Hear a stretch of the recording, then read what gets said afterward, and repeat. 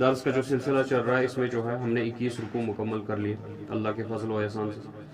22واں رکوع شروع کرنا ہے جس کی آیت نمبر ہے 177 آیت نمبر.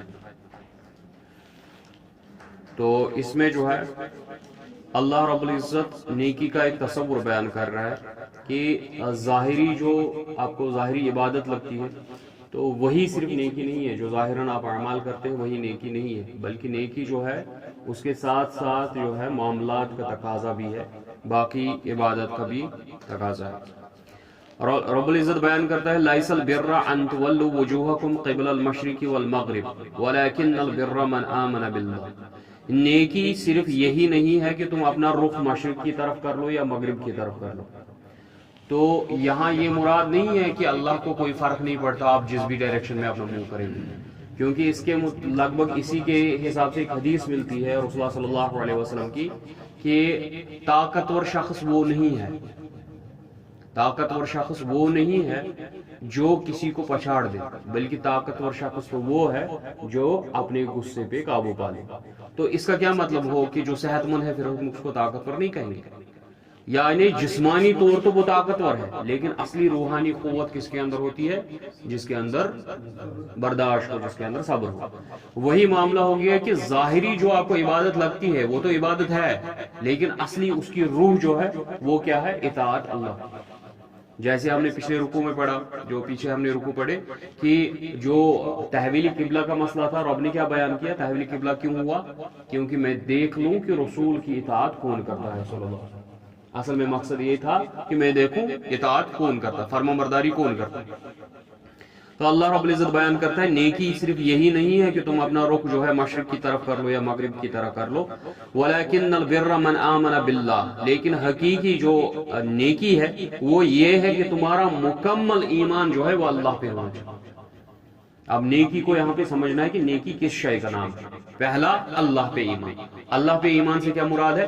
اللہ اپنی تمام صفات میں، اپنی الوہیت میں، اپنی ربوبیت میں، اسماء و صفات میں، اپنی عبادت میں وحدہ لا شریک ہے. الہکم الہ واحدہ، اس کے سوا کوئی معبود برحق نہیں ہے. نہ اس کے بغیر کسی سے التجا کی جائے گی، نہ کسی سے سوال کیا جائے گا، نہ کسی سے مانگا جائے گا، نہ کسی کی عبادت کی جائے گی. ہر معاملے میں وہ یکتا ہے. والیوم الآخر، اور آخرت کے دن پہ یقین رکھنا. آخرت کے دن پہ یقین، کیونکہ مسلمان کا اعتماد ہوتا ہے کہ مجھے جو چیز میں کر رہا ہوں اللہ کے لیے اس کا معاوضہ مجھے رب آخرت میں ضرور دے گا. والملائکۃ والکتاب والنبیین، اور ایمان رکھنا ملائکہ پہ، اس کی کتابوں پہ اور نبیین پہ، پیغمبروں پہ. یہ جو ملائکہ ہے ان کا وابستہ رب سے ہے. رب ملائکوں کو بھیجتا ہے، ملائکہ کے ذریعے کتابیں بھیجتا ہے اور کتابیں اپنے پیغمبروں پہ بھیجتا ہے. وَآتَ الْمَالَ عَلَىٰ حُبِّهِ، اور اپنا مال دے دینا اس کے باوجود کہ تمہیں مال بہت پسند ہے. یعنی مال پسند ہونے کے باوجود بھی اس کو دے دینا. ذوی القربہ، سب سے پہلے کن کو جب خرچ کرنا ہے مال سب سے پہلے کن پہ کریں گے؟ اپنے رشتہ داروں پہ، ذوی القربہ جو قریبی رشتہ دار ہوں گے. والیتامی، اس کے بعد دوسرے نمبر پہ یتیم لوگ آئیں گے جن کے والدین فوت ہو چکے ہیں، جن کے اندر جو ہے اب ان کی رہائش کا انتظام نہیں ہے یا ان کے زندگی کا جو ہے گزارا نہیں ہو رہا. والمساکین، اور مسکین جو محتاج ہوں گے، جو ہاتھ پھیلا رہے ہوں گے. وابن السبیل، اور اللہ کی راہ میں جو مسافر ہوگا، کیونکہ سفر میں جب ایک شخص ہوتا ہے تو اس کے بہت مشکلات کا سامنا کرنا پڑتا ہے. تو سفر میں اگر کوئی شخص ہوگا، خواہ وہ گھر میں بہت بڑا امیر ہو لیکن سفر میں ہے تو سفر میں بہت زیادہ مشکلات کا سامنا کبھی کرنا پڑ جاتا ہے، تو وہ شخص بھی محتاج بن سکتا ہے، اس وقت اس کی مدد کرنی چاہیے. والسائلین وفی الرقاب، اور مانگنے والوں کو دے دینا. مانگنے سے مراد یہاں جو ہے شیخ سعدی علیہ رحمہ فرماتے ہیں کہ جو بھی آپ سے سوال کرے پھر کیوں نہ وہ امیر ہی ہو، جو درسگاہوں کے لیے، مسجدوں کے لیے، تو کسی رفائی کام کے لیے، لائبریری کے قیام کے لیے، ان بہت سارے نیک اعمالوں کے لیے آپ سے مانگے گا. اس وقت یہ نہیں دیکھنا کہ میں کس کو دے رہا ہوں، اس وقت یہ دیکھنا کہ کس عمل کے لیے دے رہا ہوں. اگر وہ اللہ کے لیے ہو رہا ہے، اسی وحدہ لا شریک کے لیے ہو رہا ہے، تو اس کو وہ دے دینا. وافر رقاب، اور گردنوں کے چھڑانے کے لیے، یعنی جو قیدی ہوں گے ان کو آزاد کرنے کے لیے. وَأَقَامَ الصَّلَاةَ وَآتَ الزَّكَاةَ، اور نماز قائم کرنا اور زکات دے دینا. اب زکوٰۃ کا لفظ الگ سے آ گیا، اس سے پہلے صدقات کا لفظ آ گیا. اس کا مطلب اللہ کی راہ میں مال خرچ کرنا ہے زکوٰۃ کے علاوہ بھی، کیونکہ حدیث سے رسول اللہ نے بیان کیا کہ مال کا حق زکوٰۃ سے بھی زیادہ ہے، یعنی اس کے علاوہ بھی ہے. صرف آپ اپنے کو محدود مت لینا جی میں نے زکوٰۃ ادا کر دی تو میرا مال کا حق ادا ہو گیا، نہیں، اس کے علاوہ بھی یہ جو حقوق ہے یہ نہیں کیا ہے. والموفون بعہدہم اذا عاہدوا، اور وہ اپنے معاہدوں کو پورا کرتے ہیں جب بھی وہ کوئی عہد کرتے ہیں. بنو اسرائیل کی خصلت کیا تھی؟ جب بھی وہ کوئی عہد کرتے تھے کیا کرتے تھے؟ وہ عہد توڑ دیتے تھے. اب مسلمان جو ہے اب ان کی جگہ آگے مسلمانوں کو کیا کہا جا رہا ہے؟ تم میں اندر یہ خصلت ہے کہ والموفون بعہدہم اذا عاہدوا، تم اپنے وعدے مکمل کرتے ہو جب بھی تم وعدہ کرو. یہ تمہارے اندر صفت ہونی چاہیے. سب سے بڑا وعدہ کون سا ہے؟ الست بربکم، کیا میں تمہارا رب نہیں ہوں؟ بلا، یقیناً اے ہمارے رب تو ہمارا وحدہ لا شریک ہے، تیرے سوا کوئی شریک نہیں، تو ہمارا رب ہے. اس کے بعد دوسرا وعدہ کس کا؟ رسول اللہ صلی اللہ علیہ وسلم کے ساتھ جو وعدہ کیا، کیا میں نے یہ دین تم تک پہنچایا؟ جی آپ نے پہنچایا. اب یہ تم پر ذمہ داری ہے کہ ان تک پہنچاؤ جن تک یہ دین نہیں پہنچا. ٹھیک ہے، یہ وہی وعدہ ہم نے کر لیا. اور ہر نماز میں ہم وعدہ کیا کرتے ہیں؟ ایاک نعبد و ایاک نستعین، ہم صرف تیری عبادت کرتے ہیں اور صرف تجھی سے مدد مانگتے ہیں. والصابرین فی البأساء، اور صبر کرنے والے لوگ جو بھوک میں صبر کرتے ہیں. والضراء وحین الباس، اور تنگی کے وقت صبر کرتے ہیں اور جب جنگ چھڑ جاتی ہے، جب جنگ چھڑ جاتی ہے اس وقت صبر کرتے ہیں. اولئک الذین صدقوا، یہ ہے وہ سچے لوگ جنہوں نے اپنا وعدہ سچ مچ میں ایمان کے جو دعوے دار ہیں، جو اپنا دعویٰ کرتے ہیں جی ہم نے ایمان لایا ہے، یہ ہے وہ سچے لوگ جن کا دعویٰ سچا ہے. وَأُولَئِكَ هُمُ الْمُتَّقُونَ، اور یہ ہے پرہیزگار. اب متقون کی جب کسی کو ڈیفینیشن دینی ہوگی جی متقون کون ہے، تو رب نے ڈیفائن کیا ہے متقون یہ ہے، پرہیزگار لوگ یہ ہے.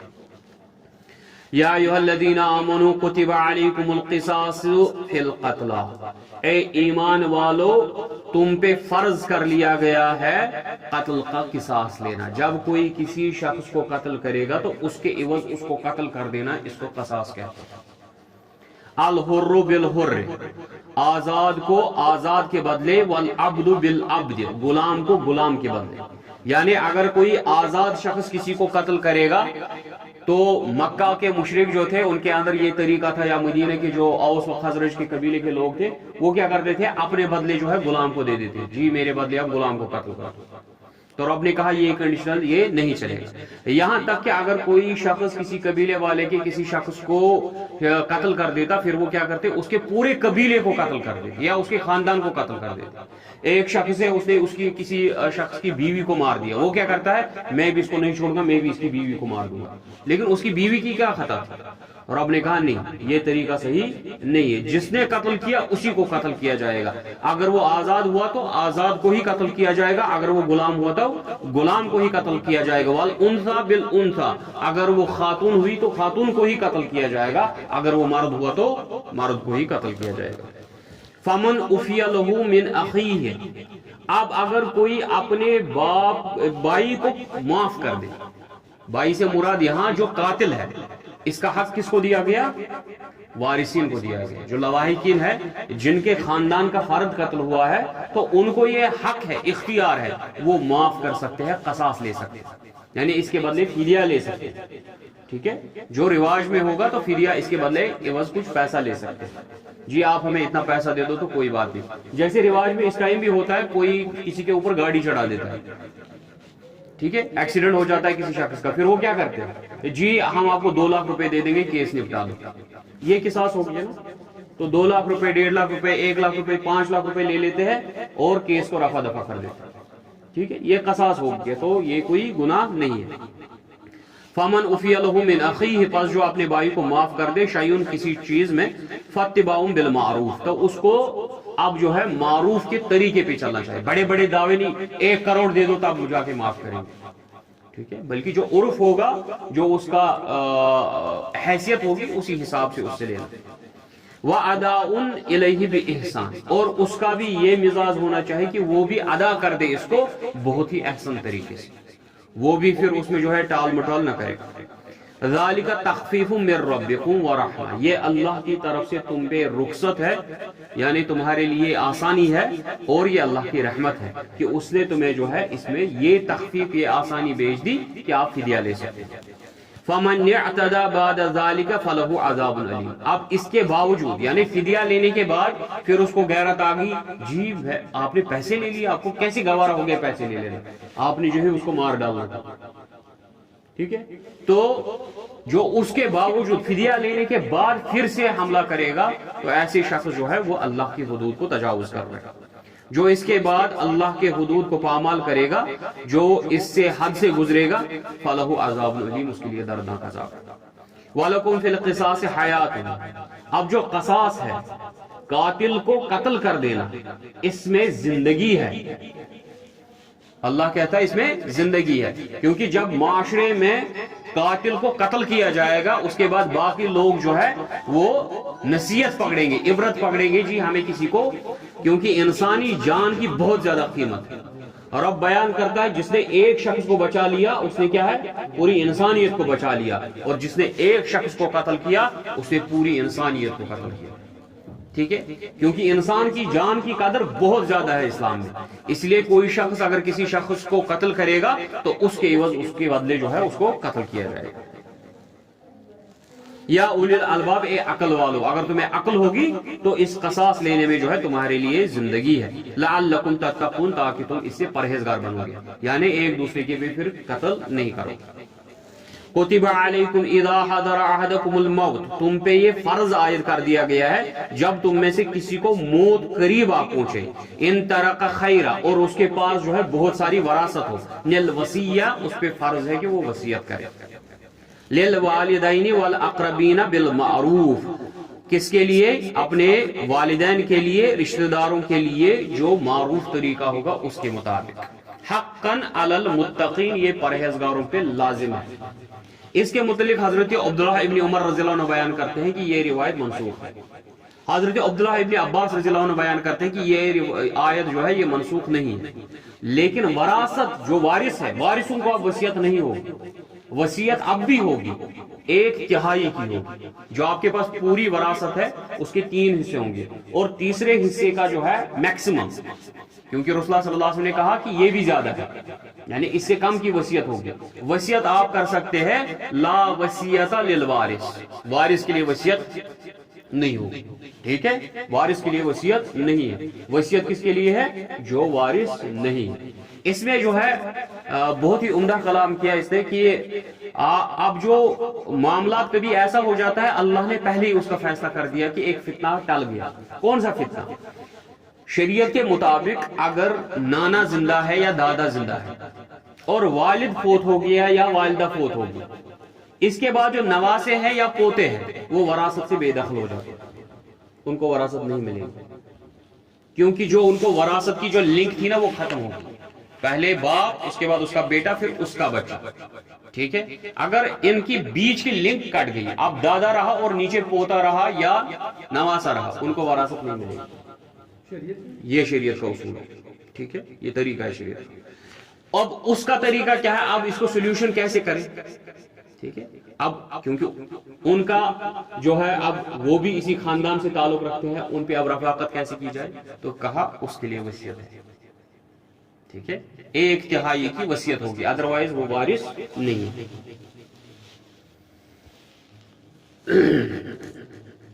فمن بدلہ بعد ما سمعہ، پس اب جو اس وصیت کو بدل دے گا سننے کے بعد، فإنما إثمه على الذين يبدلون، پس اس کا گناہ ہے اس پہ جس نے وصیت کو بدل دیا. ٹھیک ہے، یعنی وصیت کرنے والے پہ اب کوئی مواخذہ نہیں ہوگا، اس پہ کوئی گناہ نہیں ہے. گناہ کس کا ہے؟ گناہ ہے اس کا جس نے اس وصیت کو بدل دیا. بات سمجھ آ رہی ہے؟ جی. مان لیجیے اگر آگے جیسے آپ نے ذکر کیا کہ دادا ہے، والد صاحب کی وفات ہوگی، پوتا موجود ہے، پوتا وراثت سے بے دخل ہو گیا. جی، کہ اس میں حدیث سے کوئی حکم ہے یا قرآن سے حکم لایا گیا؟ حدیث. حدیث ایسا نہیں ہوا ہے. میں یہی کنفیوژن کر رہا ہوں. اسی لیے تو وصیت ابھی زندہ ہے نا. عبداللہ ابن عباس رضی اللہ عنہ بیان کرتے ہیں کہ وصیت ابھی ہے. بس اب اگر کوئی وصیت بدل دے گا تو اس کا گناہ جو ہے نا وہ وصیت کرنے والے پہ نہیں چڑھے گا، بلکہ جس نے وصیت کو تبدیل کیا گناہ اس کا.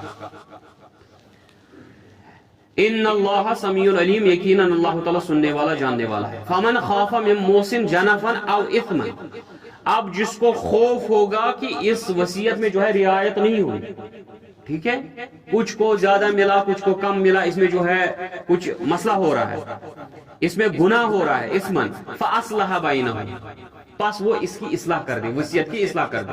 اب وصیت کرنے والے نے جو ہے وصیت غلط کر دی، اس وصیت کی کیا کی جائے گی؟ اصلاح کی جائے گی. اگر وہ لگا کہ یہ گناہ پہ مبنی وصیت، فلا اثم علی، پس ان کے درمیان اصلاح کرنے والے کو جو ہے کوئی گناہ نہیں ہے. ان اللہ غفور الرحیم، یقیناً اللہ تعالیٰ بخشنے والا رحم کرنے والا ہے. یا ایھا الذین آمنوا، اے ایمان والو. اب دیکھو پے در پہ احکامات آ رہے ہیں. یہ امامت ملنی جو ہے نا یہ کوئی معمولی چیز نہیں ہے. اب احکامات پہ احکامات آ رہے ہیں. آپ خود کو یہ مت سمجھو جی ہم لیڈر بن گئے اب کائنات کے. اب دیکھو تم پہ احکامات جاری ہو رہے ہیں، آپ نے کیسے فالو کرنا ہے. یا ایھا الذین آمنوا کتب علیکم الصیام کما کتب علی الذین من قبلکم لعلکم تتقون، اے ایمان والو تم پہ روزے فرض کیے گئے ہیں جیسے تم سے پہلے لوگوں پہ روزے فرض کیے گئے. اب سیام کا جو لفظ ہے نا، سیام کا رواج، آپ پہلے سمجھ لینا کہ سیام کا مقصد کیا ہے دین میں. سوم کا لفظ آلریڈی عربوں میں مشہور تھا، ٹھیک ہے. وہ کیا کرتے تھے، وہ 11 مہینے اپنے گھوڑوں کو کھلاتے تھے، موٹا کرتے تھے، چربی چڑھاتے تھے، ٹھیک ہے، اور 1 مہینے ان کو پھر بھوکا رکھتے تھے، صرف پانی پلاتے تھے اور ان کو تیز ہوا گرم ہوا میں چھوڑتے تھے تاکہ جو ہے وہ کل کو جنگ کے قابل ہو جائے، تاکہ جنگ میں وہ بھوک برداشت کر سکے، ٹھیک ہے. ایسے گھوڑے کو جو اس وقت ٹریننگ میں ہوتا تھا، یہ گھوڑا، اس کو صائم بولتے تھے. جیسے ہم کو بولتے نا انا صائم، رسول اللہ صلی اللہ علیہ وسلم کی وہ حدیث ہے نا، جب تم سے کوئی گالی گلوچ کرے، جھگڑا کرے تو آپ کیا بولو؟ انا صائم، میں صائم. تو صائم کس کو بولتے تھے عرب والے لوگ؟ اس گھوڑے کو بولتے تھے جو تربیت میں ہو رہا تھا، جس کو بھوکا رکھا جاتا تھا. کس کے لیے ٹریننگ ہو رہی تھی؟ تم نے جنگ کرنی، ٹھیک ہے. اب ہمارے روزوں کا مقصد کیا ہے؟ ہمارے روزوں کا مقصد ہے ٹریننگ کرنا، ٹھیک ہے. ہمیں بھی ٹرین کیا جاتا ہے. آپ دیکھ لو ایک بندہ ہے، اس نے پولیس فورس جوائن کر لیا، آرمی جوائن کر لی، ٹھیک ہے، سمجھ لینا اس بات. اس نے پولیس فورس جوائن کر لیا یا آرمی جوائن کر لی، ٹھیک ہے. اس کی 6 مہینے کی ٹریننگ ہوتی ہے. اس کو بھیج دیا جاتا ہے اکیڈمی میں، آپ نے گن چلانا سیکھنا ہے، ٹھیک ہے. آپ نے جو ہے تاروں کے نیچے سے گزرنا ہے، پول پہ چڑھنا ہے، رسیوں پہ چڑھنا ہے، سیڑھیوں پہ چڑھنا ہے، بڑی بڑی دیواروں سے کودنا ہے. آپ نے یہ پوری ٹریننگ کرنی. یہ ٹریننگ کیوں دی جاتی ہے وہ ایک فوجی کو؟ کس مقصد کے لیے اس کو یہ ٹریننگ دی جاتی ہے؟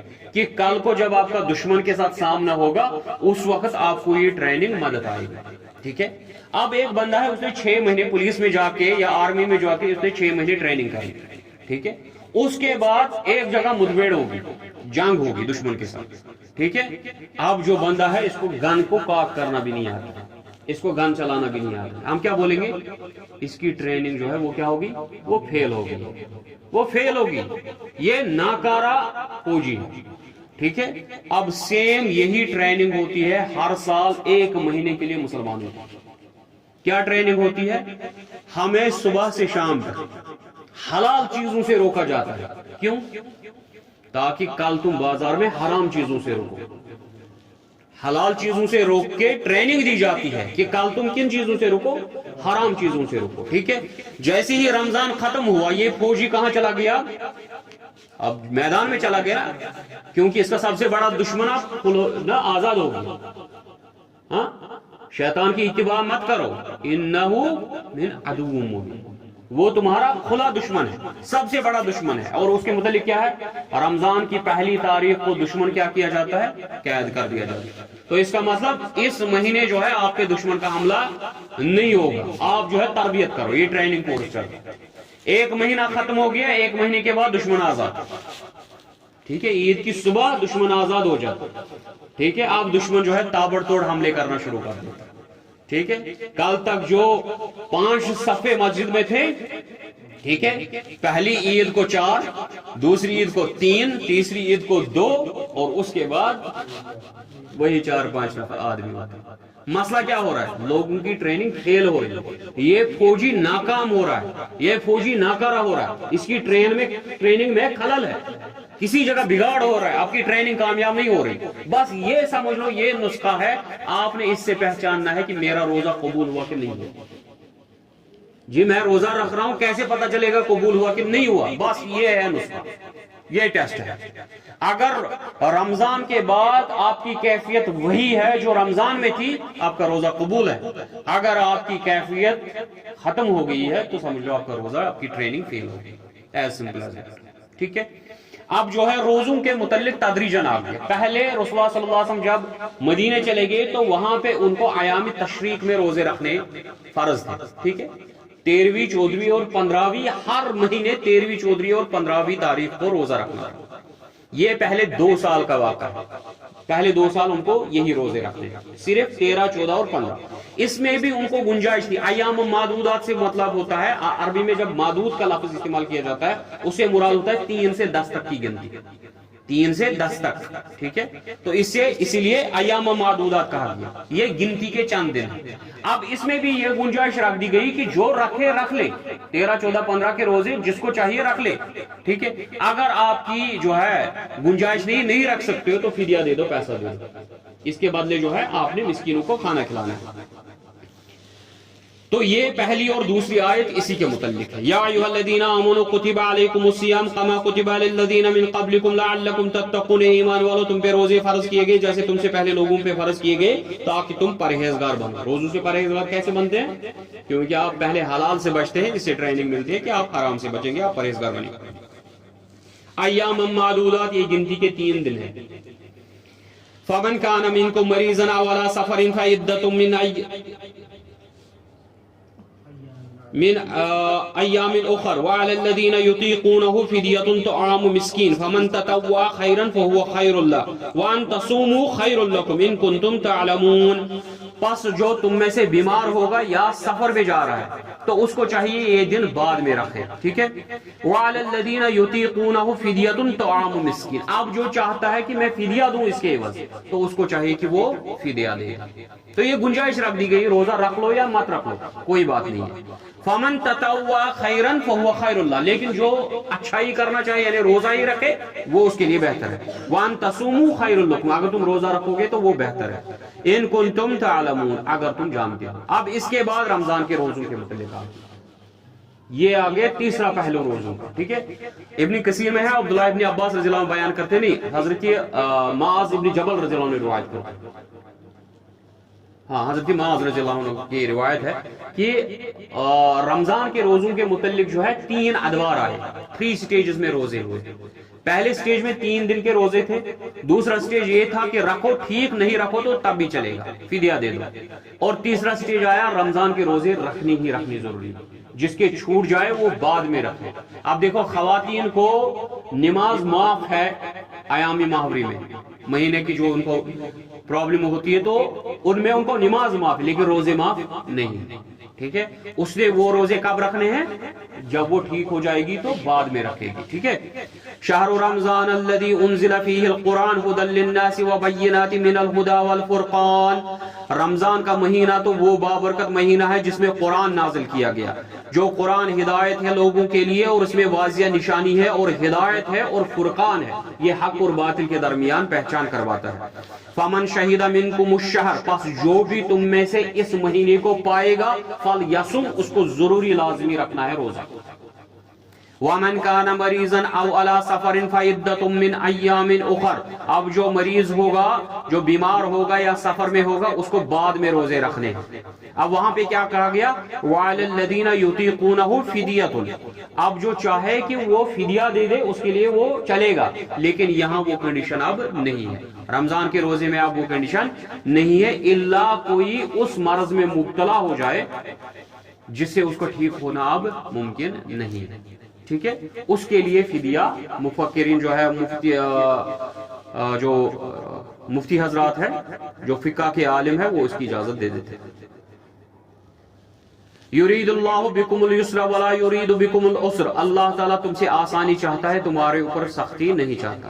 وَلِتُكْمِلُوا الْعِدَّةَ وَلِتُكَبِّرُوا اللَّهَ عَلَى مَا هَدَاكُمْ، اس لیے تم گنتی کے جو یہ 30 دن ہے یا 29 دن ہے ان کو مکمل کرو اور اللہ کی تکبیر بلند کرو، اللہ کا ذکر کرو، اللہ کی یاد کرو کہ اس نے تمہیں توفیق دی ماہ رمضان کے روزے رکھنے کی، وَلَعَلَّكُمْ تَشْكُرُونَ، تاکہ تم اس کے شکر گزار بندے بنو۔ وَإِذَا سَأَلَكَ عِبَادِي عَنِّي فَإِنِّي قَرِيبٌ، اس کے متعلق روایت ہے کہ کسی نے رسول اللہ صلی اللہ علیہ وسلم سے پوچھا، اے رسول اللہ صلی اللہ علیہ وسلم ہمیں بتائیے کہ اللہ ہمارے قریب ہے تو ہم اس سے آہستہ مانگ لیں گے، کیا وہ ہم سے دور ہے پھر ہم زور زور سے چیخ چیخ کے ملائیں گے؟ تو اس کے جواب میں رب نے کہا وَإِذَا سَأَلَكَ عِبَادِي، جب میرے بندے تجھ سے پوچھے انی میرے متعلق فَإِنِّي قریب، ان کو بتاؤ میں تو بہت نزدیک ہوں، اجیب دعوت الداع، جب مانگنے والے کی دعوت کو میں قبول کرتا ہوں، اس کی میں اجابت کرتا ہوں، اذا دعانی، جب بھی وہ مجھ سے مانگتا ہے، لیکن اس کے لیے کنڈیشن ہے، کیا کنڈیشن ہے؟ فَلْيَسْتَجِيبُوا لِي، اس کو جو ہے میری فرما برداری کرنی ہے، جو میں حکم کروں گا اس کی اطاعت کرنی ہے، وَيُؤْمِنُوا بِي، اور مجھ پر ایمان رکھنا ہے، لَعَلَّهُمْ يَرْشُدُونَ، تاکہ میں ان کو جو ہے ہدایت دوں اور ان کے جو دعا ہے وہ قبول کروں۔ وَإِلَى لَكُمْ لَيْلَةَ الصِّيَامِ رَفَثُ إِلَى نِسَائِكُمْ، اس کا مطلب ابن کثیر علیہ رحمہ بیان کرتے ہیں کہ پہلے پہل جو روزے رکھے جاتے تھے اس میں یہ مسئلہ تھا کہ مغرب سے عشاء تک کا وقت تھا کھانے پینے کا اور اپنی بیوی سے نزدیک ہونے کا، صرف مغرب سے عشاء تک۔ اس دوران اگر کسی کو نیند آ گئی پھر کھانا نہیں کھا سکتا تھا، کچھ نہیں کر سکتا تھا، صرف یہ ٹائم تھا۔ عشاء کے بعد روزہ شروع، اگلی روز مغرب تک، مغرب سے عشاء تک کا ٹائم تھا کھانے پینے کے لیے، ٹھیک ہے۔ اس میں ایک صحابی تھا حضرت سمرہ رضی اللہ عنہ، جو انصاری صحابی ہے، تو وہ کیا تھے، وہ دن بھر کھیتی باڑی کرتے تھے۔ اب جب کھیتی باڑی کر کے شام کو آئے، مغرب کے وقت آئے، تو بیوی سے پوچھا کھانے کے لیے کچھ ہے، افطاری کے لیے کچھ ہے؟ تو اس نے کہا جی کچھ۔ اب نیند کے بعد کیا حکم تھا کہ اب آپ کچھ نہیں کھا سکتے، نیند آ گئی اب آپ کچھ نہیں کھا سکتے، پھر چاہے عشاء کا وقت بھی ابھی ہونا باقی ہو، لیکن نیند آ گئی آپ نہیں کھا سکتے، ٹھیک ہے۔ اب جو ہے مسئلہ یہ ہو گیا کہ اگلے دن جب یہ محنت کے لیے نکلا تو اس کو غشی آ گئی، یہ بے ہوش ہو کے گر گیا۔ مسئلہ پہنچا رسول اللہ صلی اللہ علیہ وسلم کے پاس، تو اس کے بعد جو ہے یہ آیت نازل ہوئی، اُحِلَّ لَكُمْ لَيْلَةُ الصِّيَامِ رَفَثُ إِلَى نِسَائِكُمْ، اب پوری کی پوری رات جو ہے رمضان کی، سیام کی پوری رات تم پہ حلال کر دی گئی ہے اپنی عورتوں کے پاس جانے کے لیے۔ هُنَّ لِبَاسٌ لَكُمْ وَأَنْتُمْ لِبَاسٌ لَهُنَّ، عورتیں جو ہے وہ اپنے خاوند کا لباس ہے اور خاوند جو ہے وہ اپنی عورت کا لباس ہے۔ لباس کیا کام کرتا ہے؟ ہم جب جسم پہ لباس لگاتے ہیں اس کا مقصد کیا ہوتا ہے؟ پردہ کرنا اور زینت بخشنا اور گرمی اور سردی سے بچانا، ٹھیک ہے۔ تو خاوند اپنی بیوی کے لیے یہی شے کرتا ہے، ایک اس کو زینت بخشتا ہے، اس کو برائیوں سے بچاتا ہے، اس کو خیانت سے بچاتا ہے، اس کو بے روی اور گناہوں سے فحاشی سے بچاتا ہے، اور جو ہے اس کو مزین کرتا ہے۔ شادی سے کیا ہوتا ہے؟ ایک شخص وہ مزین ہو جاتا ہے، خوشگوار ہو جاتا ہے، اور کیا کرتا ہے؟ اور اس کا پردہ کرتا ہے، اس کا پردہ کرتا ہے۔ یہ ہو گیا بیوی اور شوہر کے درمیان تعلق۔ علم اللہ انکم کنتم تختانون انفسکم، اللہ کو خبر ہے کہ اس سے پہلے جو تھے تم اس میں بہت پریشان ہوتے تھے، خطا ہو جاتی تھی تم سے، مسٹیک ہو جاتی تھی۔ یہ حضرت عمر ابن الخطاب رضی اللہ عنہ کے متعلق ہے کہ انہوں نے عشاء کے بعد اپنی بیوی سے جو ہے ہم بستری کی تھی، اور اس کے بعد رسول اللہ صلی اللہ علیہ وسلم کے پاس آ گئے، یا رسول اللہ صلی اللہ علیہ وسلم مجھ سے غلطی ہوگی، مجھ سے خطا ہوگی۔ تو رسول اللہ صلی اللہ علیہ وسلم نے جیسے ہی ڈانٹنا شروع کیا تو رب نے یہ آیت بھیجی، ٹھیک ہے، کہ جو ہے اس سے پہلے رب کو پتا ہے کہ تم سے خطائیں ہو جاتی تھی، فتاب علیکم، اس نے جو ہے ان سب خطاؤں پہ تم میں توبہ قبول کر لی، وعفا عنکم، اور تم سے درگزر کر لی۔ فالآن باشروہن، پس اب جو ہے تم اپنی بیویوں کے نزدیک جاؤ، وابتغوا ما کتب اللہ لکم، اور اس چیز کی تلاش کرو جو تمہارے رب نے مقدر میں لکھ دی ہے، یعنی اولاد کی تلاش کرو۔ وَكُلُوا وَاشْرَبُوا، اور سکون کی تلاش کرو۔ وَكُلُوا وَاشْرَبُوا حَتَّى يَتَبَيَّنَ لَكُمُ الْخَيْطُ الْأَبْيَضُ مِنَ الْخَيْطِ الْأَسْوَدِ مِنَ الْفَجْرِ، اور تب تک کھاؤ پیو جب تک کہ سفید داغا جو ہے کالے داغے سے فجر تک جدا نہ ہو جائے۔ اب ایک صحابی کے متعلق روایت آتی ہے جی اس نے تکیے کے نیچے جو ہے سفید داغا اور کالا داغا رکھ دیا اور اس کے بعد کھانا شروع کر دیا، میں دیکھوں گا یہ کب الگ ہو جائے گی۔ تو رسول اللہ صلی اللہ علیہ وسلم نے اس پہ مسکراہٹ ڈالی، تبسم فرمایا اور کہا اس سے مراد جو ہے نہ، اس نے تو صحابہ کے متعلق کہا اس نے تو جو ہے زمین اور آسمانوں کا جو فجر ہے اور یہ ہے جسے کہتے ہیں غروب آفتاب، اس نے اپنے تکیے کے نیچے ڈال دیا. اس نے طلوع آفتاب و غروب آفتاب کو کہاں رکھ دیا؟ اتنا بڑا تکیہ ہے اس کا کہ اس نے طلوع آفتاب و غروب آفتاب کو اپنے تکیے کے نیچے لگ دیا. تو اس سے مراد غروب آفتاب اور طلوع آفتاب ہے. تو اس کی تشریح رسول اللہ صلی اللہ علیہ وسلم نے کی. ٹھیک ہے، تو کالے داغے سے مراد رات کا وقت ہے جب وہ ظاہر ہو جائے، یعنی پاؤ پھٹنے لگے جس کو بولتے ہیں، سرخی آنے لگے. اور اس کے بعد مغرب کا وقت جیسے ہی پھر جو ہے شام ڈلنے آفتاب غروب ہو جاتا ہے. ثم اتموا الصيام الى الليل، اور اس کے بعد اپنے رمضان کے روزے جو ہے مکمل کرو برابر شام تک، مغرب تک. ولا تباشروهن وانتم عاكفون في المسجد، مساجد، اور جب مساجد میں ہوں گے اعتکاف کی حالت میں ہوں گے تب تو آپ کو بیویوں کے نزدیک ہونا بھی جائز نہیں ہے، پھر چاہے تم روزے کی حالت میں ہی کیوں نہ ہو، اعتکاف میں یہ جائز نہیں ہے. تلک حدود اللہ فلا تقربوها، یہ اللہ کی حدیں ہیں، مقرر کی ہوئی حدیں ہیں، ان کے قریب بھی مت بڑھو. کذالک یبین اللہ آیاتہ للناس لعلہم یتقون، اللہ تعالیٰ اپنی نشانیوں کو واضح بیان کرتا ہے لوگوں کے لیے تاکہ وہ پرہیزگار بنے.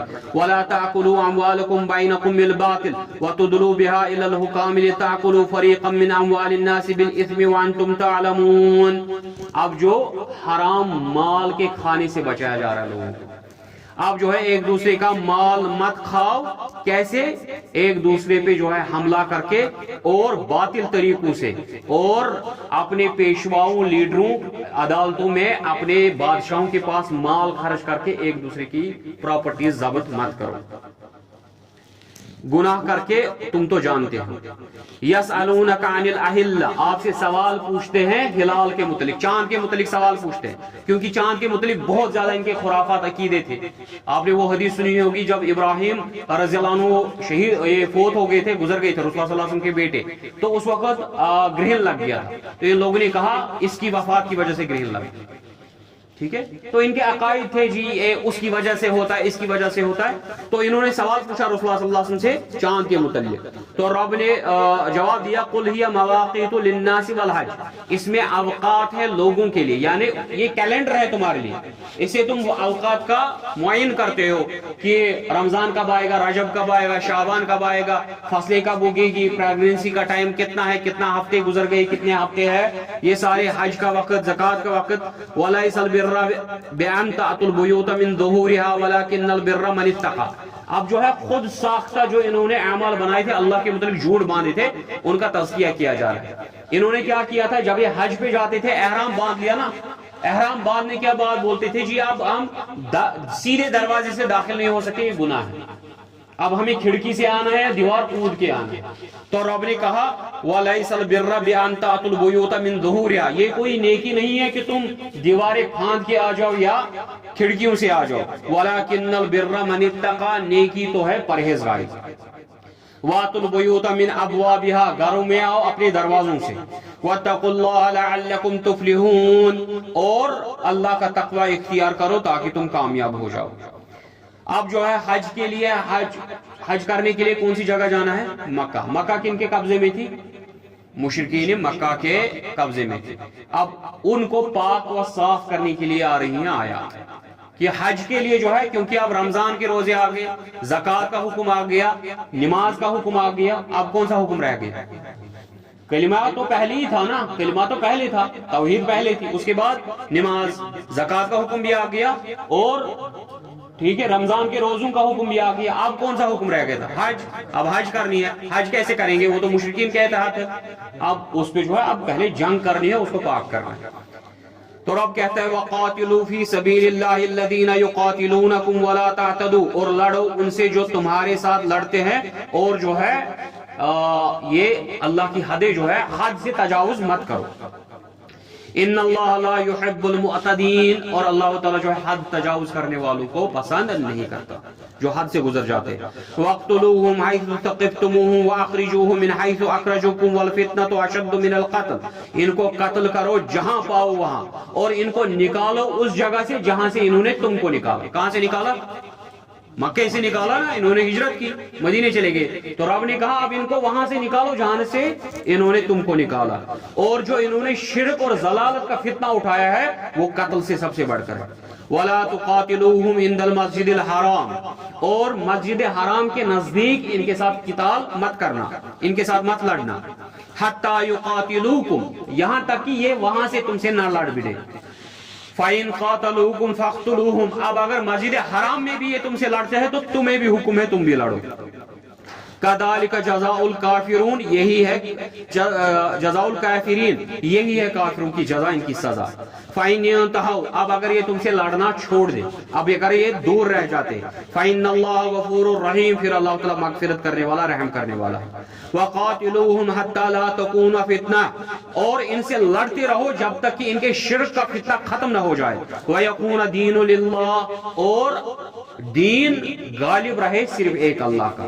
فَإِنْ يَنْتَهُوا، اب اگر یہ اس فتنے سے، اس شرک سے، آپ کے ان عبادات میں خلل کرنے سے پیچھے ہٹے، فَلَا عُدْوَانَ إِلَّا عَلَى الظَّالِمِينَ، پھر آپ جو ہے صرف اسی پہ حملہ کریں گے جو ظالم ہوگا.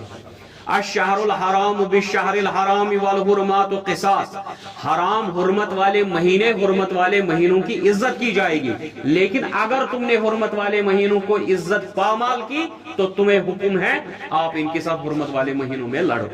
یہ وہ حکم ہے کیونکہ حرمت والے مہینوں کی قصاص ہوگی، یعنی انہوں نے حرمت والے مہینوں کی جو ہے ان کی حرمت کو توڑ دیا، تو اب تم بھی ان کو حرمت والے مہینے میں ہی حملہ کر دینا.